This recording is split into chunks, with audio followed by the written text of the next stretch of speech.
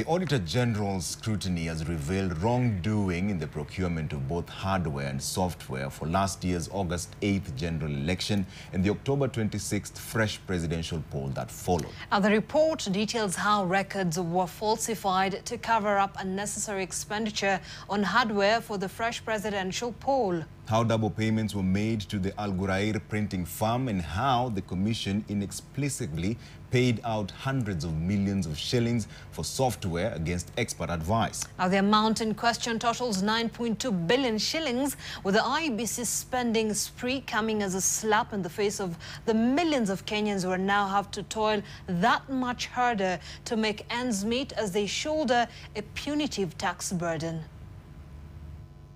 While the internal audit that led to the interdiction of the Independent Electoral and Boundaries Commission CEO Ezra Chiloba was indicative of a secretariat with money burning a hole in their pocket, the Auditor General's findings are much more grave.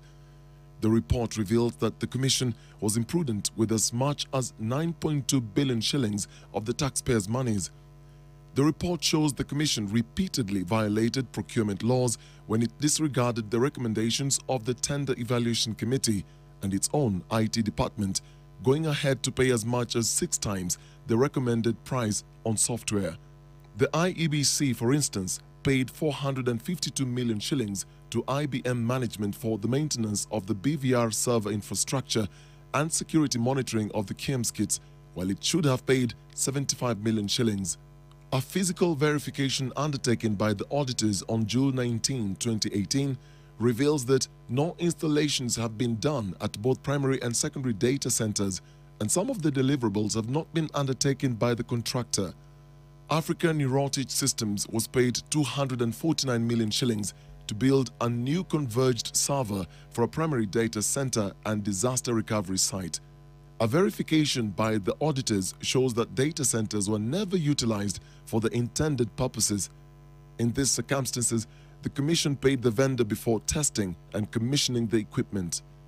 A contract for the provision of an Oracle database and security solution was also incredulously awarded through direct procurement to the same company in a record 3 days and at a cost of 274 million shillings and not the requisitioned 80 million shillings.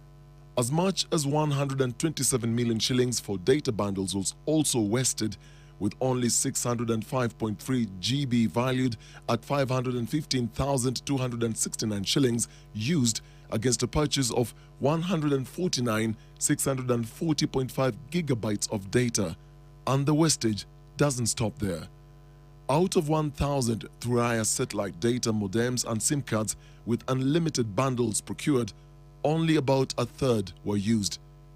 The Commission cannot also explain why an additional 856 million shillings was spent on KIEMS kits, power banks, protective cases and SD cards for the fresh presidential election.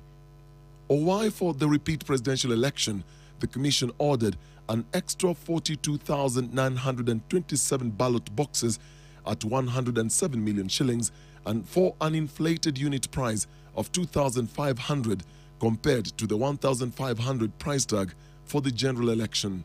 Wastage which the Auditor General has found was well within the Commission's power to avoid had they studied the data put at the disposal.